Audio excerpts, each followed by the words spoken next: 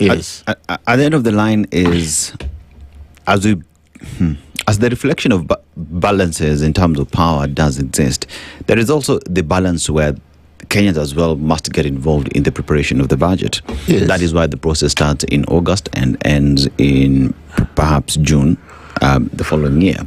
But in that process, then there is the component of Kenyans being involved that has always been a problem, where Kenyans say, we have not been involved as expected. Public participation has not met the threshold, according to us, for us to say we accept the process or not. Is that something that then gives credence to how politics is huge in the preparation of the budget, as opposed to wananchi as well being part and parcel of the process? Okay.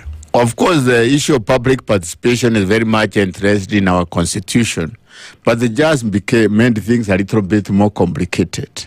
More complicated in the sense that even as we have public participation, let's not forget that Parliament actually represents the public. And that's why we elect leaders, okay, to go and represent our interest.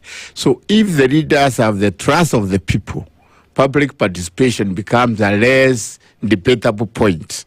And I say that deliberately because, I mean, in all these other countries, when Britain, when America, when China, when Russia, when Germany are making their budgets, what you try to do in Kenya does not happen in those other places. And even in the countries of the region, it doesn't happen. Therefore, the whole issue of public participation partly has had to do with,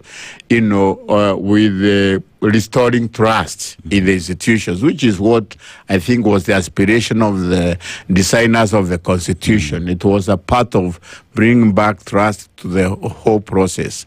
Now, obviously, again, the issue is how extensive, how deep is public participation. It in itself is an expensive activity, not just in terms of money, but even in terms of the people who are supposed to do that process. But also, of course, the process, how effective is the process and so forth. So it is difficult to achieve, shall we say, total public satisfaction in terms of public participation.